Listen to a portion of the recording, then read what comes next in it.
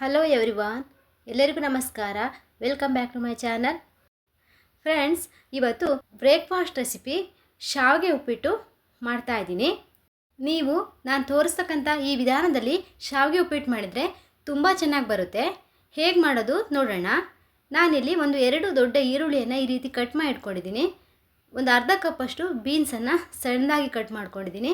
ಹಾಗೆ ಅರ್ಧ ಕಪ್ಪು ಹಸಿ ಬಟಾಣಿ, 1 ಮುಷ್ಟಿ ಕೊತ್ತಂಬರಿ ಸೊಪ್ಪು, ಅರ್ಧ ಸ್ಪೂನ್ ಜೀರಿಗೆ, 1 ಟೇಬಲ್ ಸ್ಪೂನ್ ಕಡಲೆಬೇಳೆ, 1 ಟೇಬಲ್ ಸ್ಪೂನ್ ಉದ್ದಿನಬೇಳೆ, 5 ಬೆಳ್ಳುಳ್ಳಿ ಹೆಸಳು, ಸ್ವಲ್ಪ ಕರಿಬೇವಿನ ಸೊಪ್ಪು, 3 ಹಸಿಮೆಣಸು,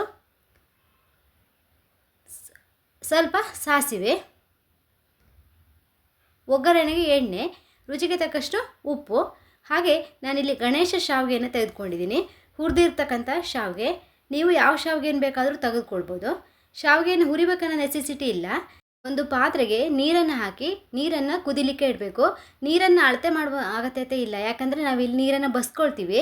ನೀರಿಗೆ ಉಪ್ಪನ್ನು ಹಾಕಬೇಕು. ಹಾಗೆ ನೀರು ಚೆನ್ನಾಗಿ ಕುದಿ ಬಂದ ನಂತರ ನಾವು ಇದಕ್ಕೆ ಶಾವಿಗೆಯನ್ನು ಹಾಕಬೇಕು. ಶಾವಿಗೆಯನ್ನು ಹಾಕಿ ಈ ರೀತಿ ಚೆನ್ನಾಗಿ ತಿರ್ಸ್ಕೊಳ್ಬೇಕು.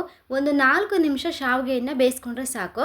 ಜಾಸ್ತಿ ಬೇಯಿಸ್ಲಿಕ್ಕೆ ಹೋಗಬೇಡಿ. ಜಾಸ್ತಿ ಬೇಯಿಸಿದ್ರೆ ಶಾವಿಗೆ ಅಂಟಾಗ್ಬಿಡುತ್ತೆ. ಶಾವಿಗೆಯನ್ನು ಬಸ್ಕೊಂಡ ನಂತರ ಅದ್ರ ಮೇಲೆ ತಣ್ಣೀರನ್ನು ಹಾಕಬೇಕು.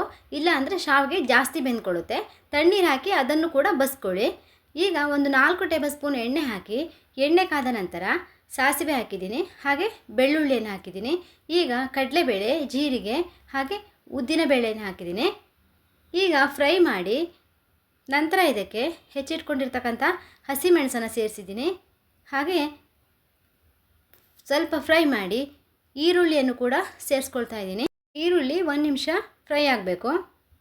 ಶಾವಿಗೆಯನ್ನು ಈ ರೀತಿ ಬೇಯಿಸ್ಕೊಂಡು ಬಸ್ತು ಮಾಡೋದ್ರಿಂದ ಉಪ್ಪಿಟ್ಟು ತುಂಬ ಉದ್ರುದ್ರಾಗಿ ಚೆನ್ನಾಗಿ ಬರುತ್ತೆ. ಹಾಗೆ ಶಾವಿಗೆಯನ್ನು ಹುರಿಯುವಂಥ ಅಗತ್ಯವೂ ಇರೋದಿಲ್ಲ. ಹೋಟೆಲಲ್ಲಿ ಮಾಡುವ ರೀತಿಯಲ್ಲಿ ಶಾವಿಗೆ ಉಪ್ಪಿಟ್ಟು ಬರುತ್ತೆ. ಶಾವಿಗೆಯನ್ನು ಬೇಯಿಸುವಾಗ ಉಪ್ಪನ್ನು ಹಾಕಿದ್ದೀನಿ. ಹಾಗಾಗಿ ಈಗ ಅರ್ಧ ಸ್ಪೂನ್ ಉಪ್ಪನ್ನು ಇಲ್ಲಿ ಹಾಕ್ತಾ ಇದ್ದೀನಿ. ಬೀನ್ಸು ಮತ್ತು ಹಸಿ ಬಟಾಣಿಯನ್ನು ನಾನು ಎಕ್ಸ್ಟ್ರಾ ಬೇಯಿಸ್ಕೊಂಡು ಈಗ ಆ್ಯಡ್ ಮಾಡಿದ್ದೀನಿ. ನೀವು ಒಗ್ಗರಣೆಯಲ್ಲೂ ಕೂಡ ಬೇಯಿಸ್ಕೊಳ್ಬೋದು. ಹಾಗೆ ನಿಮ್ಮ ಮನೇಲಿರ್ತಕ್ಕಂಥ ಕ್ಯಾರೆಟು, ಬೇರೆ ತರಕಾರಿಗಳನ್ನು ಕೂಡ ಇದಕ್ಕೆ ಆ್ಯಡ್ ಮಾಡ್ಕೊಳ್ಬೋದು. ಈಗ ಇದೆಲ್ಲ ಚೆನ್ನಾಗಿ ಫ್ರೈ ಆಗಿದೆ. ಈಗ ನಾನು ಬಸ್ತಿಟ್ಟು ಇಟ್ಕೊಂಡಿರ್ತಕ್ಕಂಥ ಶಾವಿಗೆಯನ್ನು ಸೇರಿಸ್ತಾ ಇದ್ದೀನಿ. ಶಾವಿಗೆಯನ್ನು ಹಾಕಿ ಚೆನ್ನಾಗಿ ಮಿಕ್ಸ್ ಮಾಡಬೇಕು. ಶಾವಿಗೆ ಹಾಕಿ ಚೆನ್ನಾಗಿ ಮಿಕ್ಸ್ ಮಾಡಿ 1 ನಿಮಿಷ ಇಟ್ಟರೆ ಸಾಕು. ನೆಕ್ಸ್ಟ್ ನಾವು ಸ್ಟವನ್ನು ಆಫ್ ಮಾಡಿದ್ರೆ ಆಯಿತು. ಶಾವಿಗೆಯನ್ನು ಬೇಯಿಸ್ಕೊಂಡಿದ್ರಿಂದ ಜಾಸ್ತಿ ಫ್ರೈ ಮಾಡೋದು ಬೇಡ.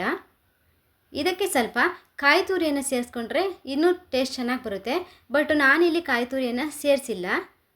ಈಗ ನೋಡಿ ಎಲ್ಲ ಚೆನ್ನಾಗಿ ಮಿಕ್ಸ್ ಆಗಿದೆ. ಈಗ ಸ್ವಲ್ಪ ಕೊತ್ತಂಬರಿ ಸೊಪ್ಪನ್ನು ಹಾಕ್ತಾಯಿದ್ದೀನಿ. ಈಗ ರುಚಿಯಾದಂಥ ಶಾವಿಗೆ ಉಪ್ಪಿಟ್ಟು ರೆಡಿಯಾಗಿದೆ. ಈ ರೀತಿ ನಾವು ಮಾಡೋದ್ರಿಂದ ಶಾವಿಗೆ ಉದ್ರುದ್ರಾಗಿ ಚೆನ್ನಾಗಿ ಬರುತ್ತೆ. ಶಾವಿಗೆ ಅಂಟ್ಕೊಳ್ಳೋದಿಲ್ಲ. ಟೇಸ್ಟು ಕೂಡ ತುಂಬ ಚೆನ್ನಾಗಿರುತ್ತೆ.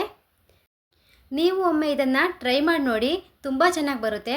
ಹಾಗೆ ಈ ವಿಡಿಯೋ ಇಷ್ಟ ಆದರೆ ಲೈಕ್ ಮಾಡಿ, ಶೇರ್ ಮಾಡಿ, ಹೇಗೆ ಬಂದಿದೆ ಅಂತ ಕಮೆಂಟ್ ಮಾಡಿ. ಹೊಸದಾಗಿ ಯಾರಾದರೂ ನಮ್ಮ ಚಾನಲನ್ನು ವಿಸಿಟ್ ಮಾಡಿದರೆ ಸಬ್ಸ್ಕ್ರೈಬ್ ಮಾಡೋದನ್ನು ಮರಿಬೇಡಿ. ಇನ್ನೊಂದು ಹೊಸ ರೆಸಿಪಿಯೊಂದಿಗೆ ಮತ್ತೆ ಭೇಟಿಯಾಗೋಣ. ಧನ್ಯವಾದಗಳು.